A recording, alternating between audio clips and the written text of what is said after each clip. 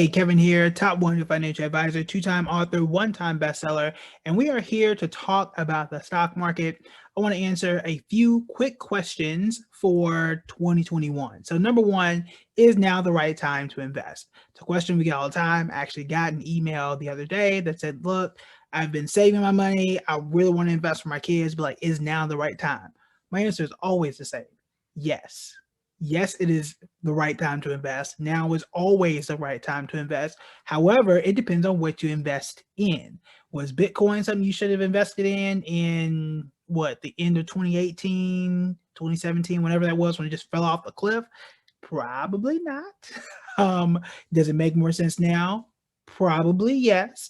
But it always depends on what you invest in. That's the big key. Is it investing in super, super safe things like certificates of deposits, also known as CDs, that don't pay anything right now? Right now, the answer is no. But 6 months ago, 2 years ago, 20 years ago, those answers are always going to be different.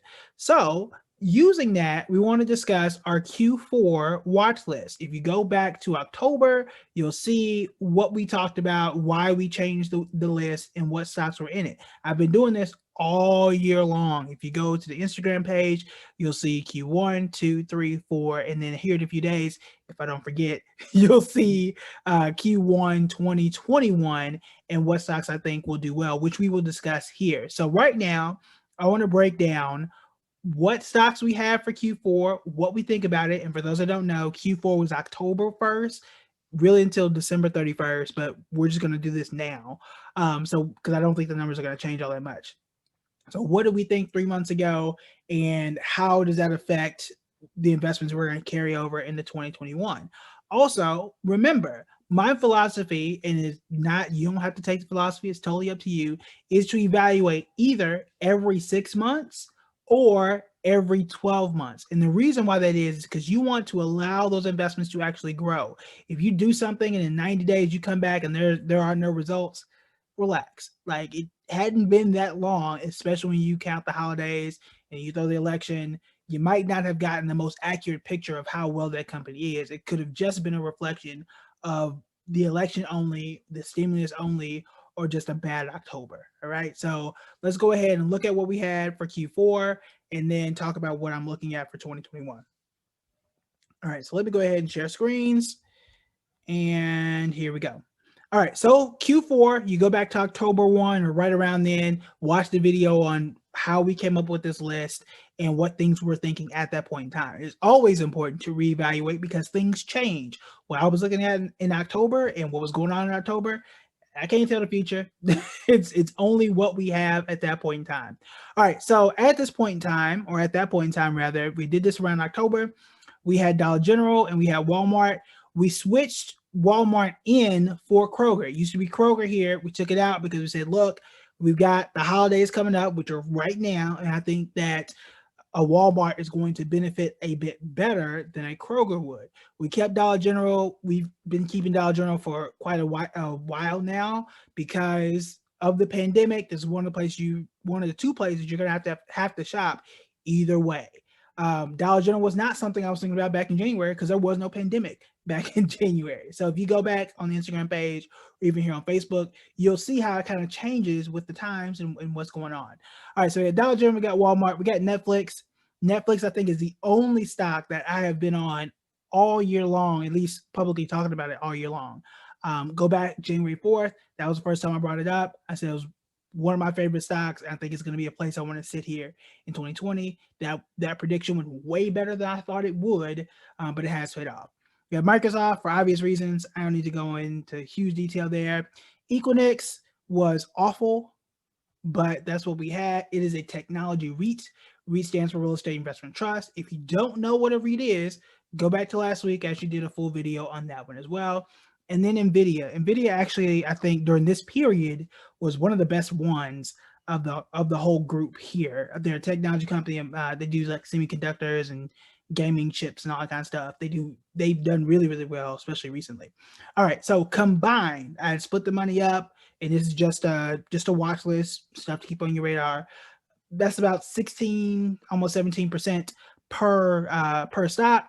It actually lost money this time. This is the first time all year that we would have lost money based on the watch list. So in this instance here, this list would have lost 1.5% the market during this time. Since October 1 to now, the 28th of December 2020, the market was up 12.7% during that time, which is crazy. Especially because we were beating the market all year on these little short snapshots. So remember, there's still good news here. This is a very small sample size, 90 days, and really less than that, less than that when we talk about trading days. You take out the weekends and the holidays, Thanksgiving, Christmas, half of Christmas Eve, the list goes on. But there's still good news here. Here's why. If we go back and say since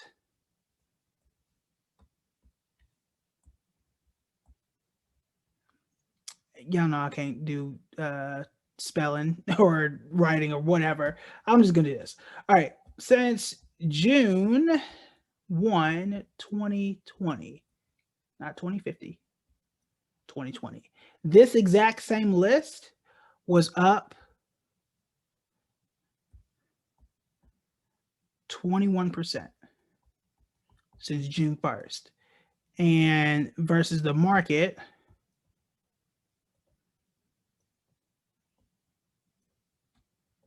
the market was only up 15% during that same time. So it kind of gives you a sense of what goes on. At some points, you look really great. Other points, you may not. It really depends on that time, which is why I tell people you need to give your investments time, a predetermined time. Please don't just look at it and say, all right, this is the time. A predetermined date or time to say, this is when I'm going to go back and reevaluate. Because if I'm reevaluating based on the last 90 days or almost 90 days, then these were terrible investments. But if I had these since June and let them cook and grow and invest for 6 months, this changes, and you actually would have beaten the market by doing that. So your holding period, how long you want to hold on to something, does matter. If you ask me how long should I hold an investment, I'm going to say 6 months or 12 months. You come back and you say, I want to keep this, this, and this. I want to let go of this, this, and this, and do it that way. In this instance, for example, we had Kroger. We said, no, we don't want Kroger anymore. If you go back to the first week of December, you guys know, again, on public, you know what I invest in, and you saw me posting about the stuff I was letting go. Equinix was one of those. Either this way. Equinix was a stock I did not, at the time in June, it was incredible. By December, it wasn't anymore. I'm not 100% sure as to why, but guess what? It's not going to make it on the team for 2021, and that's why we let it go. I think the rest of these were pretty solid. Some of these will make it into 2021 list. Dollar General and Walmart, where I think are still quality companies. Now that the pandemic, I'm not saying the pandemic is over. There are some that still say, like Dr. Fauci, that the worst is yet to come, which is probably true. It's been right all year. But now we know that the vaccine is on the way. I think I can kind of move off of these just a little bit and be a little more aggressive into things I would have bought had there been no pandemic. These are always, not always, but these are going to be safer, more solid companies that are still going to be around. But it's not, it'll never be an Nvidia where it's, booming, if you will, or taking off. So in this, the next iteration, they're not going to be included because I just know they're not going to grow at the same rates as others. So again, it all depends on what your holding period is. I like to do these quarterly because otherwise I only get to do 2 videos on it. So if you are looking into these stocks, these are not recommendations. If you're looking into these stocks on Q4 or any of these quarterly watch lists, I would tell you, if you want to look into it, fine, but wait 6 months, wait a year before you really decide whether or not it's good for you or not. Those are in the Investors Toolkit, which you should be. You guys know I give you a list every single month. And at the top right-hand corner, it says reevaluate 6 months later. Like it gives you a date. So I'm buying now, I'm reevaluating in the future. All right, so that was a Q4 list. Let's scroll down and talk about what we're looking at 2021 and why. So number one, what I try to do sometimes is kind of give you some stuff that's not on everyone's radar. So yeah, you see here, Yeah, I know it's Apple. Okay. Um, but I try to give you some things that's not necessarily on the radar, stuff I have not talked about before. Yeah, I could have put Tesla on here and whatever else is super hot right now. But anybody can do that. So I want to kind of give you something a little newer, a little fresher, and we'll track it. So what March, April-ish, we'll come back and decide or come back and determine how well these stocks did. So first off, we added PayPal. We know the world is eventually going to open up more. Now, I actually had a discussion here. We did a video on it between PayPal and Square. I bought Square, but all the metrics are pointing to PayPal to being a stronger company, and all the experts are saying that PayPal is the one. Now, PayPal was up, at least at the time we had talked about 150%, whereas Square was up 200 and some odd percent. Both are doing really well. I'm adding PayPal here just because I've already talked about Square. We know about Square. Let's go ahead and pick PayPal for this one. Nvidia, and this is what I like about my philosophy. If it does well, you keep it. So you don't have to just get rid of something. So Nvidia did well over the last few quarters. I might as well keep it and hang on to it until you keep playing until you lose. And Nvidia is still playing this game. They get to stay. Apple, yeah, I know Apple's cliche, but it's still good. So we're gonna add it and keep it for 2021. I don't really think they're going to be huge beneficiaries in 2021. I think they're going to be what they've always been, which is really good, or at least over the last decade or so. People still going to be buying phones. They may have more capacity to produce once the virus is gone. So we'll see there, but I don't see any flaws with Apple, at least right now. And you know how that goes. We've seen all sorts of things pop up. So right now, I think Apple is still strong. Danaher is a company I've briefly mentioned. I've had them on public for quite a while. They're in the healthcare space. They have been very, very good. So I'm going to add them to the Q1 2021 list.